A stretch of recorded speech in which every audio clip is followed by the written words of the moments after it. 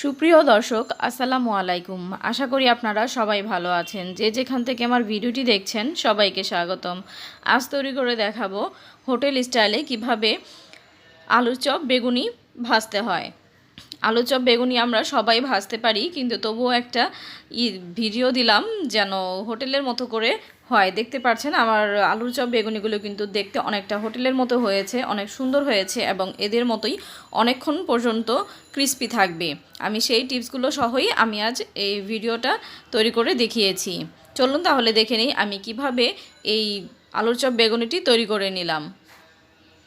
প্রথমেই আমি বেসনটা তৈরি করে নেব। আমি এখানে 2 কাপ পরিমাণ বেসন নিয়ে নিয়েছি এবং এতে এখন আমি দিয়ে দিব 1 চা চামচ লাল মরিচের গুঁড়ো, হাফ টেবিল চামচ হলুদ গুঁড়ো, 1 টেবিল চামচ লবণ, হাফ টেবিল চামচ আদা রসুন বাটা।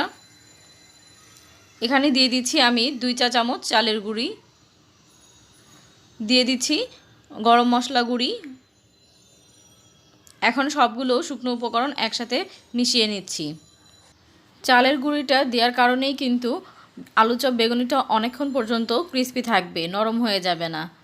এখন এটাকে আমি নর্মাল পানি দিয়ে বেসনটাকে গুলিয়ে নেব। অল্প অল্প পানি দিয়ে আমি বেসনটাকে গুলিয়ে নেব।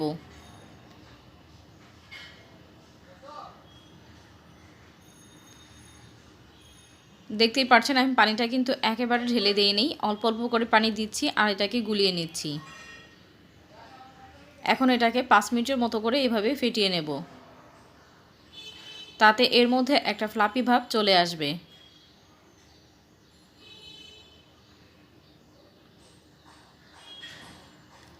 দেখতে পাচ্ছেন বেসনেরটা কেমন হয়েছে ঘনত্বটা। আমি এটাকে এখন 10 মিনিটের জন্য একটা জায়গায় রেখে দিব। এই মধ্যে আমরা আলুর পুরটা তৈরি করে নিচ্ছি। তার জন্য আমি 3টা শুকনো মরিচ ভেজে নিয়েছি এবং লবণ দিয়ে একটু মরিচটাকে এভাবে ভেঙে নিচ্ছি। এখন এর মধ্যে দিয়ে দিব পেঁয়াজ ভাজা। আমি এখানে পেঁয়াজটাকে ভেজে নিয়েছি। আপনারা চাইলে কাঁচা পেঁয়াজ দিতে পারেন অথবা পেঁয়াজের বেরেস্তাও দিতে পারেন, আবার আমার মতো এরকম ভেজেও নিতে পারেন। এখন দিয়ে দিব ধনিয়া পাতা, দিয়ে খুব ভালো করে মিশিয়ে নিচ্ছি। এখন এর মধ্যে দিয়ে দিব পরিমাণ মতো লবণ,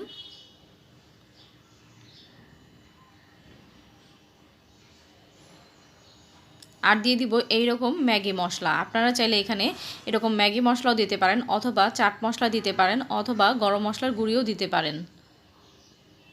এখন এর মধ্যে আমি আগে থেকে সিদ্ধ করে রাখা আলু ভর্তাটা দিয়ে দিব।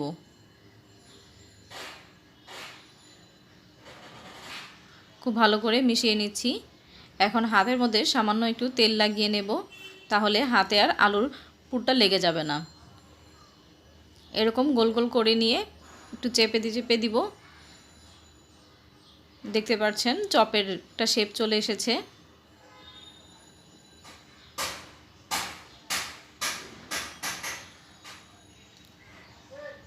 আমি এইরকমভাবে আরও একটি বানিয়ে দেখাচ্ছি।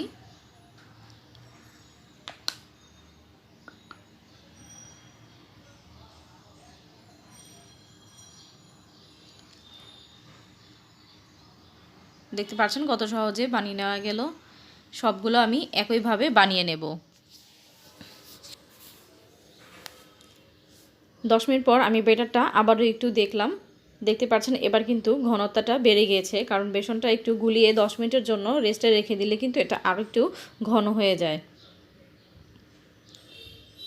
ব্যাটারটা গোলানো যে পারফেক্ট হয়েছে সেটা বোঝার উপায় হচ্ছে এভাবে যদি একটা আঙুল চুবিয়ে দেন তাহলে দেখবেন এটার সাথে সাথে নিচে গড়িয়ে পড়ে যাচ্ছে না, একটু সময় নিয়ে পড়ছে, তাহলে বোঝা যাবে যে ব্যাটারটা পারফেক্ট তৈরি হয়েছে। আমি এই 2টা আলু চপ এর মধ্যে দিয়ে দিচ্ছি। দেখতে পাচ্ছেন আলুটা কিন্তু সাথে সাথে ডুবে যাচ্ছে না, তার মানে ব্যাটারটা পারফেক্ট হয়েছে।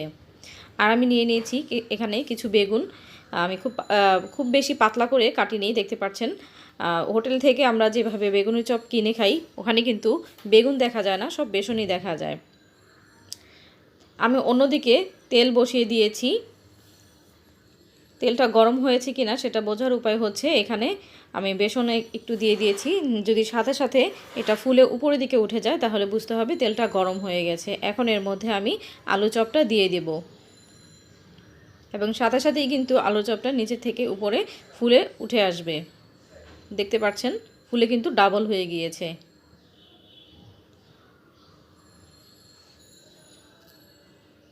আমি এখানে ফুলকপিও নিয়েছি, ফুলকপির চপ বানাবো, তাই ফুলকপিটাকে আমি লবণ দিয়ে সিদ্ধ করে নিয়েছিলাম, সেটা আমি বেসনে ভেজে নেব।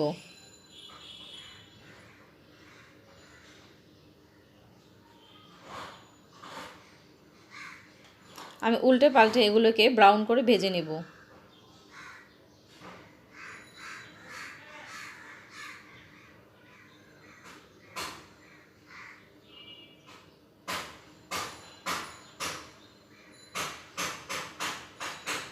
দেখতে পাচ্ছেন কত সুন্দর হয়েছে।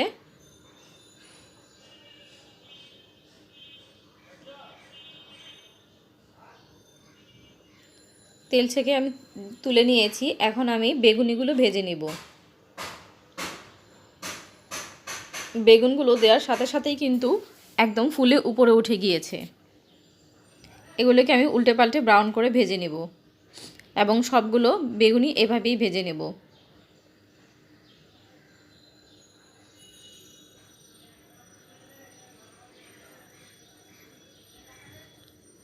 দেখে নিশ্চয়ই বুঝতে পেরেছেন হোটেলের থেকে কিন্তু কোনো অংশে কম হয়নি।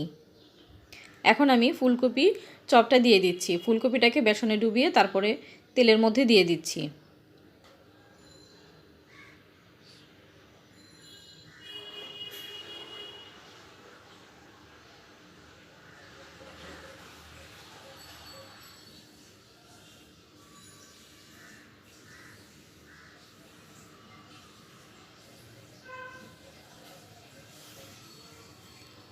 সাইডে যে ছোট ছোট বেসনগুলো পড়েছিল সেটা আমি ছাঁকনির সাহায্যে তুলে ফেলে দিচ্ছি। দেখতে পাচ্ছেন ভাজা হয়ে গিয়েছে। আমি সবগুলো এই একইভাবে ভেজে নিব। সবগুলো আলুর চপ, বেগুনি এবং ফুলকপি চপ ভাজা হয়ে গেছে। দেখতেই পাচ্ছেন কত সুন্দর হয়েছে দেখতে এবং খেতেও কিন্তু অনেক বেশি মজার হয়েছে। আপনারা অবশ্যই বাসায় এভাবে ট্রাই করবেন, তাহলে কিন্তু অনেকক্ষণ পর্যন্ত এটা ক্রিস্পি থাকবে। আশা করছি আমার এই ভিডিওটি আপনাদের কাছে ভালো লাগবে। আমার এই ভিডিওটি যদি আপনাদের কাছে ভালো লেগে থাকে তাহলে অবশ্যই লাইক, কমেন্ট, শেয়ার করে দিবেন এবং আমার চ্যানেলটিকে সাবস্ক্রাইব করে অল বাটনে ক্লিক করে রাখবেন, যেন আমি ভিডিও ছাড়ার সাথে সাথে আপনারা নোটিফিকেশন পেয়ে যান। আর যারা অলরেডি আমার চ্যানেলটিকে সাবস্ক্রাইব করে রেখেছেন তাদেরকে অসংখ্য ধন্যবাদ। আবারও হাজির হব নতুন কোনো ভিডিও নিয়ে। আজ এই পর্যন্তই। আল্লাহ হাফেজ।